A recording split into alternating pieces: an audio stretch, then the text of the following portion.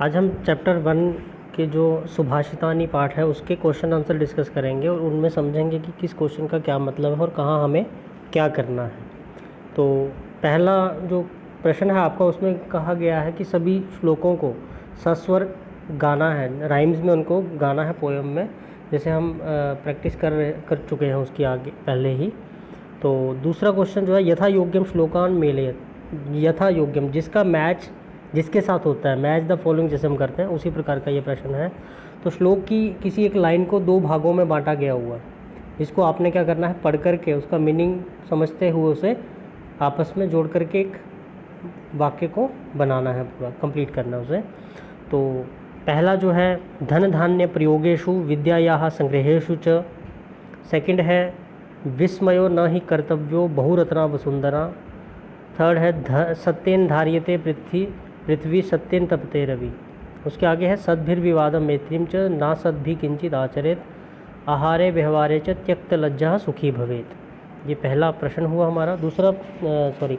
तीसरा प्रश्न है आपका, एक पदेन उत्तर, अर्थात एक पद में, एक ही वन वर्ड में इसका आंसर आपको देना है।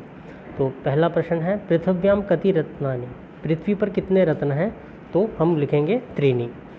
दूसरा प्रश्न है, मूढ़े ही कुत्र रत्न संज्ञा विधीयते, पाषाण खंडेषु।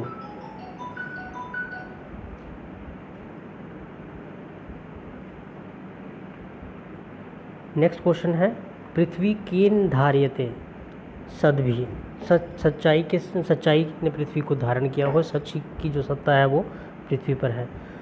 के संगति ही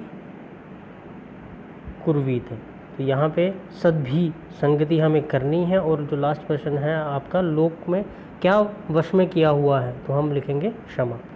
रेखांकित पदों को लेकर के, रेखांकित पदानि अधिकृत्य प्रश्न निर्माणम कुरुत, प्रश्नों का निर्माण करना है। जैसे आपको पहले तीसरे प्रश्न में प्रश्न पूछे गए, अब आपको भी स्वयं प्रश्नों का निर्माण करना है, अंडरलाइन वर्ड जो हैं उनसे, उनकी जगह पर। तो पहला है सत्येन, इसका प्रश्न बनेगा केन, मतलब किसके साथ वायु बहती है। उसके बाद है, कई ही एव साहसित, किसके साथ। का बहुरत्ना भवती, क्या बहुरत्ना होती है। कस्याह, किसका संग्रह करते हुए हमें क्या करना चाहिए, त्यक्त लज्जा सुखी, लज्जा ना करने वाला व्यक्ति सुखी होगा। सद्भि काम कुर्वी, सद्भि के साथ क्या करना चाहिए, तो उनके साथ हमें मैत्री करनी चाहिए, ये इसका उत्तर है। प्रश्न नंबर 5 में प्रश्नानाम उत्तराणि लिखा था। अब यहाँ पर देखिए, आपको कहा नहीं गया कि वन वर्ड में लिखना है या कैसा लिखना है, तो आपने पूरे वाक्य में उसका उत्तर लिखना है। कुत्र विस्मयः न कर्तव्य, दाने तपसी शौर्य च विज्ञाने विनयने विस्मय न ही कर्तव्य, विस्मय नहीं करना चाहिए, आश्चर्य नहीं करना चाहिए दान में, तप में या शौर्य में या विज्ञान को सीखने या समझने में। दूसरा प्रश्न है, पृथिव्याम त्रीणि रत्नानि कानि, पृथ्वी पर जो 3 रत्न आपको पहले बताए गए हैं वो कौन कौन से हैं, तो वो हैं जलम, अन्नम, सुभाषितम। संति, तीनों हो गए तो बहुवचन में आ गया, इसीलिए इसके साथ संति आ गया। संति का अर्थ होता है त्यक्त लज्जा आहारे व्यवहारे च सुखी भवेत। त्यक्त लज्ज जो है वो कहाँ सुखी रहते हैं, तो वो आहार और व्यवहार, आहार होता है हमारा भोजन, व्यवहार होता है हमारा जो हम व्यवहार दूसरे जनों से करते हैं, दूसरों के समक्ष हम अपना व्यवहार प्रकट करते हैं, उसमें लज्जित ना होकर के अगर हम व्यवहार करते हैं तो हम सुखी रहेंगे। अब यहाँ पर 3 प्रकार के शब्द आपको चुनने के लिए कहा गया लिंग अनुसार। संस्कृत भाषा में लिंग जो होते हैं वो 3 प्रकार के होते हैं। पहला होता है पुल्लिंग, दूसरा होता है स्त्रीलिंग, तीसरा होता है नपुंसक लिंग। इन लिंग के आधार पर हमें ये जो शब्द दिए गए इनमें से चयन करना है शब्दों का। तो पुल्लिंग में आएगा आपका सत्येन, सुखी और वन्नी।